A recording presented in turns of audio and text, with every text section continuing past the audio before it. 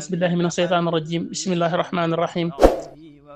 الحمد لله رب العالمين وصلى الله على سيدنا محمد وعلى آله وصحبه وسلم تسليما السلام عليكم ورحمة الله تعالى وبركاته ñu leen xamal ne xasida ñi nga xam ne moom la Sëriñ Daaru Xasan bindoon jeex na ci jàmm kon nag ñu dikk ci bayit yi nga xam ne moom la ko Cheikhna Cheikhul Khadim radiyallahu anhu tontu moom mi nga xam ne moom la doon bindal xasida gi ci di ko sant ak di ko ñaanal suñu borom di ko wane ko ne gërëm naa ko waaye tamit di ko ñaanal suñu borom gërëm na suñu borom bismillahi rahmaani rahim fa ajaabahu cheikhu bitihil abiyat fa ajaaba mu tontu ko cheikhu sëriñ ba bitihil abiyat ci yile bayit Sëriñ Tuubaa tontu ko bayit yi jasaaka rabbuka fi daarayni yaa xasanu xayran bi jaahi lazi min najlihi l xasanu mu ne jasaaka yàlla na la fay xayran aw yiw rabbuka sa borom fi daarayni ci ñaari kër yi mu àdduna ak alaaxira yaa xasanu yow xasan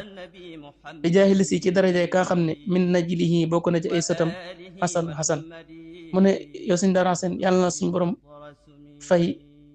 yiw àdduna ak alaaxira muy saxaadatu daarayni yow xasan ci daraja Muhammad sallallahu alayhi wa sallam mi nga xam ne bokk na ci ay sëtam xasan xataa taxuusal la si tarju wa ta'muluhu mimman lahul qad badal kitmaanu wala alanu xataa taxuusa ba da nga làq alladi la nga xam ne tarju doo nga ko yaakaar wa ta'muluhu te di ko mbébét mimman ca ka nga xam ne qad badal feeñ na loxo ñeel ko al kitmaanu la nëbbu wala xalalu ak la feeñ ba da nga làq la nga xam ne yaa ngi ko doon yaakaar di ko mbébét ci yàlla mi nga xam ne li nëbbu ak li feeñ lépp yam maanaam lépp feeñ ci moom li nëbbu ak li feeñ lépp de mi ngi ne jàkk ak moom suñu borom mi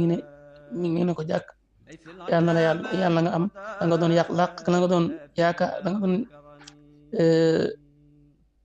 maanaam la nga xam ne moo nga doon yaakaar ak di ko mbébét ci yàlla mi nga xam ne li nëbbu ak li feeñ lépp mi ngi jàkkaarloo ak moom yow Xasan assalaamu aleykum wa rahmatullahi taala wa barakatuh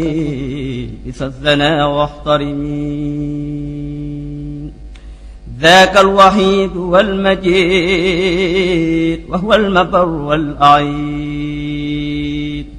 من باستقامة يقود إلى الجنان من عميد